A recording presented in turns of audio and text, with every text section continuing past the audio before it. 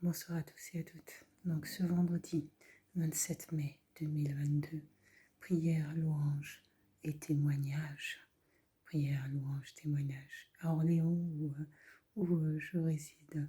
Et, donc dans un contexte assez particulier.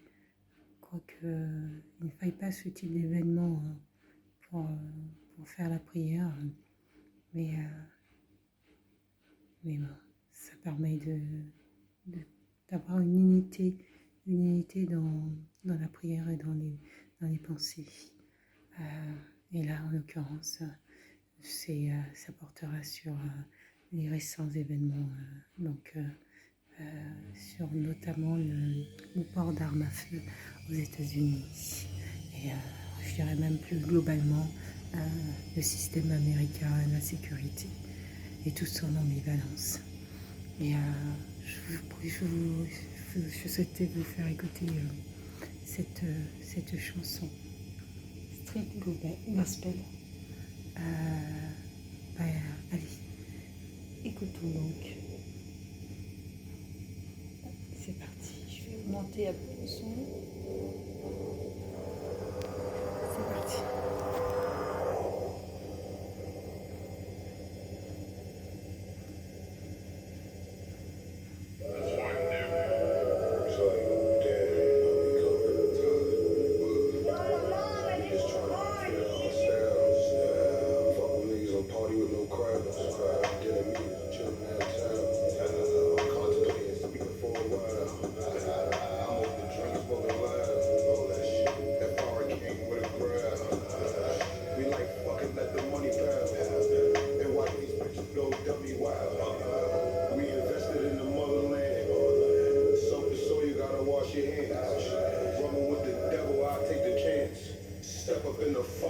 Chasing banks. I want them bins in the fucking grants. Blowing out 100 so them diamonds dance. Fuck the Cali bitch, I blow her out the France. Niggas couldn't bowl in the summer league. Fucking bad hoes on the balcony. Really? Rest in peace, Shams, I know you're proud of me. Cheerleader, watch the scoreboard. I'm the nigga that they call for. I was that nigga and you fell off. I hit the trap and I got it off. Exotic hoes with the bubble wraps. Bought a new Bobby and she got it back. Love a purse with the booster match. Fresh out the popper with a doobie wrap. Just trying to dog you want a Scooby snack. I was stepping in some memories with a Louis hat. But you might could be my type, I think you're Gucci whack. I walked up in that lamb, I had her sitting back. She might could be my wife with no ring attached. You'll be good forever, that's a fucking fact. I'm a drill nigga, know them niggas cat. Shopping sprees, I let you blow them racks. Bought you that new range and you got it black. You with them fake bitches, you don't know how to act. Feeling like I'm Usher cause I got it bad. Probably the realest that I ever had.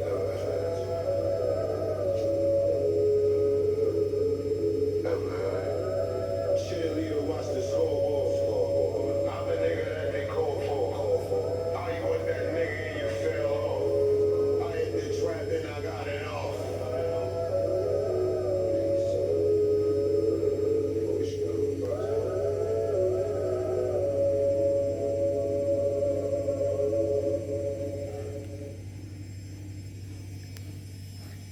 L'Amérique. Et toutes ces ambivalences. Quel pays, hein? Quel pays?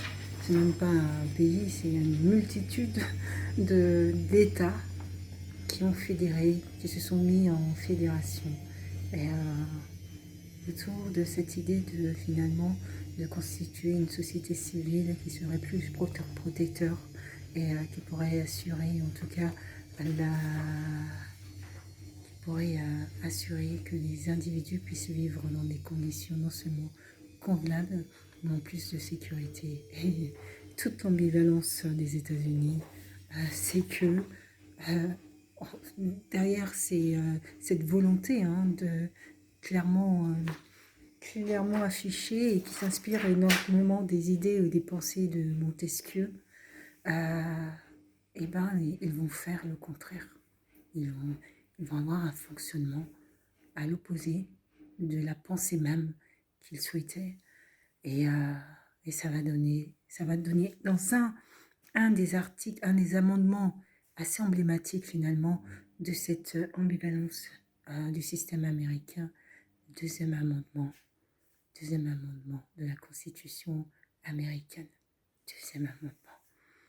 Et ce deuxième amendement dit qu'une milice, hein, parce que généralement on utilise le terme de milice, c'est groupe armé, hein, est en droit de se constituer dans un État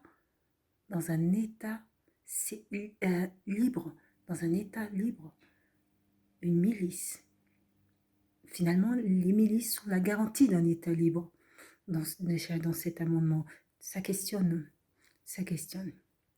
Et donc, les individus, dans ce cadre-là, sont en droit de porter des armes à feu ou de détenir des armes à feu pour finalement se constituer en milice.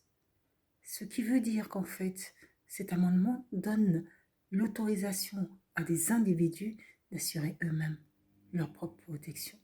C'est à l'opposé même du contrat social.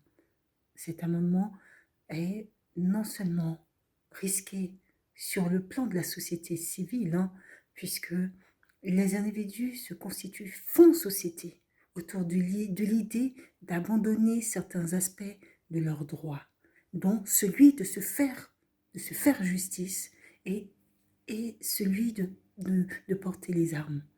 Et finalement, le système américain va être fait de telle sorte qu'en pensant aller vers un système sécuritaire, permettre à chacun d'assurer sa sécurité, eh ben, ils vont créer un état de nature finalement où la dangerosité, où finalement l'individu dangereux est peut-être le voisin.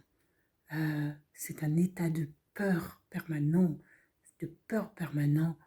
et on peut utiliser, je pense, dès lors où on arrive dans des termes comme des milices, on peut utiliser le terme de guerre civile, qui ne dit pas et qui n'affiche pas son nom, mais dans les faits et dans la lecture de cet amendement, on peut, à mon avis, utiliser ce terme-là. Conséquence, c'est que non seulement les individus vivent dans la peur permanente, les individus sont opposés les uns aux autres, sous couvert de racisme, alors que même les États-Unis ont été constitués justement par cette diversité de peuples venus de partout, qui vont décider de se mettre sur un territoire et de faire société.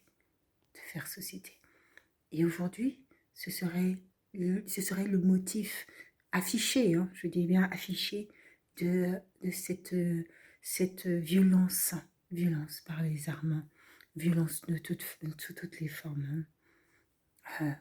Alors même que le système américain a créé les conditions même de cette situation. Des conditions où un enfant peut sortir pour aller acheter une baguette au bout de la rue et ne jamais revenir parce qu'il aura pris une balle perdue au milieu d'une guerre de gangs. Et c'est la réalité, c'est le quotidien de millions d'enfants. Dans un contexte où des professionnels de santé, des professionnels du social sont obligés d'aller travailler avec des gardes du corps parce que leur vie est en danger lorsqu'ils se rendent dans ces lieux-là. Et donc ils doivent partir avec une surveillance armée. C'est le pays de la liberté, le pays qui s'érige justement en combattant pour la paix dans le monde. Et finalement, ce pays-là vit dans ces terres ce qu'on appelle une guerre civile, où des enfants meurent gratuitement.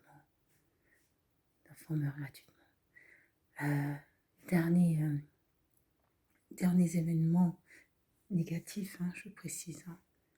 Celui d'un jeune homme de 18 ans qui, après avoir tiré sur sa grand-mère, est parvenu donc à rouler, en tout cas à prendre un véhicule, à rouler, et puis est parti dans son ancienne école, une école qu'il avait lui-même fréquentée. il a réussi à passer le garde de sécurité parce qu'il y avait un garde de sécurité. Il y avait un garde de sécurité. Ce sont des éléments, je dirais, d'ombre, mais en fait, des éléments qui me paraissent étonnants. Il passe le garde de sécurité et parvient. Alors, il avait été repéré. Il parvient à rentrer dans un établissement scolaire et à tuer une dizaine, dizaine, voire plus, parce que les chiffres sont différents. Au départ, ils ont annoncé 16 enfants. Après, les chiffres ont monté, c'est à 19. Mais on n'a pas tous les éléments sur les noms des enfants. Et puis deux adultes, deux professeurs. Et donc, il va abattre tout ce nombre. Ça fait une vingtaine si on rajoute les deux professeurs. Il va abattre ces enfants, âgés à peine de 10 ans. À peine de 10 ans. Et à peine de 10 ans. Et donc, comme ce qu'on utilise bien souvent comme fait divers, mais j'espère que celui-ci ne sera pas un fait divers. J'espère que celui-ci marquera un tournant, en tout cas, dans ce pays. Et donc, ces enfants sont morts. Ils ont été abattus. Alors qu'ils se rendaient dans un établissement scolaire. J'ose à peine imaginer l'état dans lequel ces enfants se sont trouvés. Quand ce jeune homme est rentré dans la salle de classe, je pense que la première des réactions, et souvent ce qu'on apprend aux enfants dans ces moments-là, c'est de se mettre sous la table. Mais des enfants, c'est un jeune homme, hein, 18 ans, avec un tel psyché, c'est quasiment impossible pour un enfant qui est comme ça, peut-être même en décompensation, de parvenir à l'arrêter. C'est impossible, hormis qu'il se tire lui-même dessus ou que les gardes l'arrêtent. Ce qui veut dire que dès lors où il est rentré dans cette salle de classe, aucun des enfants ou aucun des adultes avait une possibilité de pouvoir s'en sortir. Il est retourné dans un établissement scolaire qu'il connaissait. Il avait certainement un compte à régler, qui dépassait même les enfants qui sont face à lui, parce que ces enfants-là avaient 10 ans. Mais il avait un compte à régler avec son passé. Et il est retourné dans cet établissement scolaire pour tuer, pour éliminer ses enfants. C'est impossible, même en se dissimulant, même en se cachant sous les tables. Dans ce cas-là, il a pris certainement plaisir à les retrouver un par un.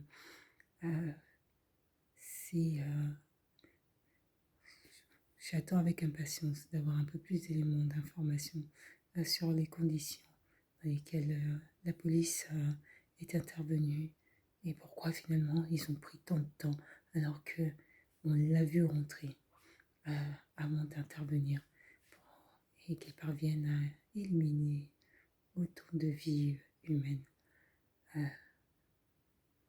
Les chiffres exacts, on ne les connaît pas, 16 ou 19. Mais ça questionne sur tout un pays et son fonctionnement. Ce n'est pas la première vidéo que je fais sur ce sujet. Ça laisse ça laisse en voix. Honnêtement, ça laisse en voix. C'est difficile quand on est soi-même parent de pouvoir imaginer ça, imaginer donc ce qu'ont pu vivre ces enfants à ce moment-là.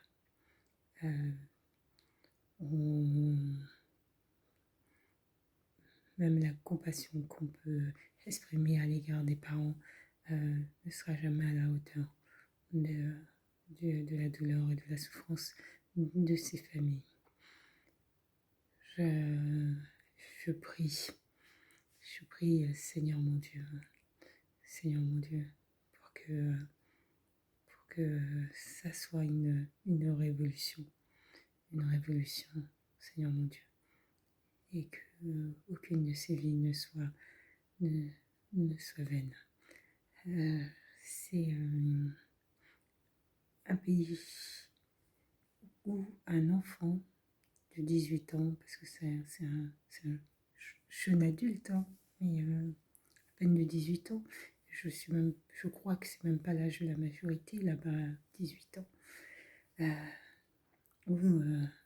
où cet enfant a pu avoir finalement une arme à feu et puis tirer déjà sur sa propre grand-mère, et puis après se rendre dans une école pour tuer un maximum de personnes. Et son objectif, c'était tuer un maximum de personnes. Et quand on est face à une personne comme ça, de toute manière, il ne se serait pas arrêté dans son projet.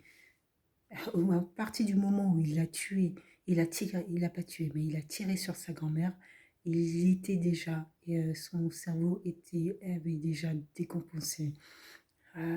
Il était inarrêtable. Voilà, il était inarrêtable. Donc quand il est entré dans cette salle de classe, de toute façon c'était soit lui, soit les enfants. Et les enfants ont été de toute manière trop 10 ans. Je vais citer les noms de ces enfants. Xavier Lopez, Ouzia Garcia, Makena Lee et Od, Nevae Bravo, Eli Garcia, Tess Marie, Annabelle Guadalupe Rodriguez, Rodiolo Torres, Lexi Rubio, Giala Nicole Silguero, Chase Carmelo, Iliane Yama Torres, Alicia Ramirez, José Flores, Miranda Matisse, Eva Mireles, Irma Garcia. Donc les deux derniers, ce sont les deux derniers noms des professeurs. Et donc par rapport aux chiffres qui ont été donnés récemment, il manquerait des noms. Je prie pour que la liste ne soit pas plus étendue. Elle est déjà trop longue. Cette liste. Voilà, des enfants qui se sont levés le matin, qui ont pris leur petit déjeuner, qui ont dit au revoir à leur famille, à leurs parents, qui ont dit au revoir à leurs frères et sœurs, qui s'attendaient à revenir, et des enfants qui ne reviendront pas, qui ne sont jamais revenus chez eux, qui n'ont jamais vu leur famille, une matinée ordinaire à l'école.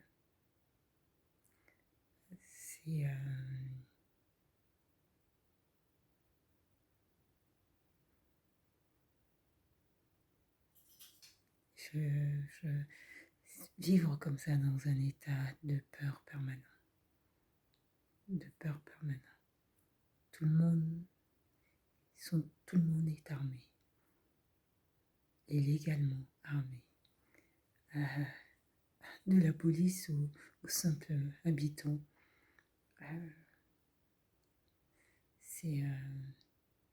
Et on regarde cette jeunesse américaine. Moi, je crois que les gens veulent du changement. Je crois que les gens ne sont pas embourbés dans cette, voilà, dans cette volonté absolue de rester dans cette situation de peur permanente.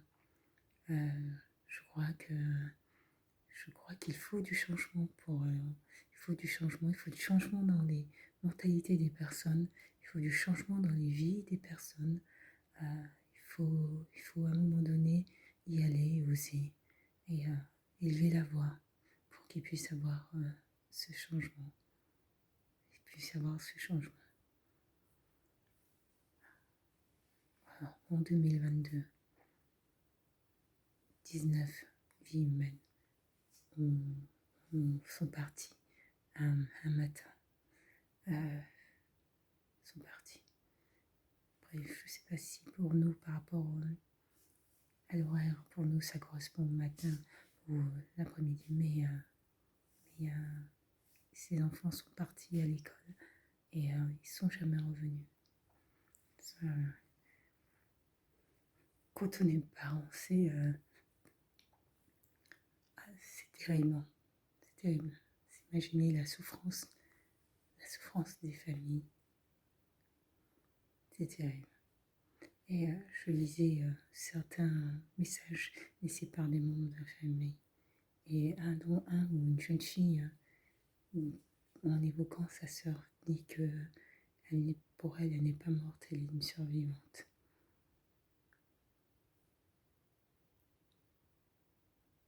C'est une victime. C'est une victime. Parmi d'autres victimes, ce n'est pas une survivante. C'est pas une survivante. Elle est morte, elle a été assassinée sous les balles par un jeune homme de 18 ans. C'est une victime. Et c'est la société américaine, celle d'aujourd'hui, où des enfants sont laissés à l'abandon. Ou de toute manière, pour s'en sortir, ils n'ont pas d'autre choix. Parce que le système scolaire est tellement coûteux, tellement cher, qu'il n'est pas permis, il n'est pas autorisé à tous qu'il faille s'endetter pour pouvoir poursuivre des études. C'est la réalité du système américain. Ils n'ont pas le choix. De toute façon, les études, c'est trop cher.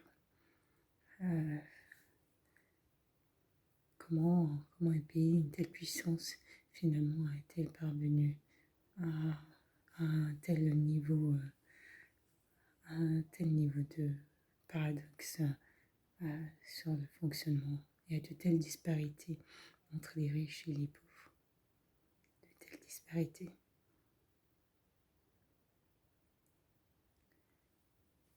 16 enfants. 16 enfants. Après, on peut toujours essayer d'analyser et de comprendre la psychologie de ce jeune homme. Soit ce jeune homme est rentré dans la première classe, et c'est certainement ce qui s'est passé. Il est rentré dans la première classe où il a pu accéder à la classe, et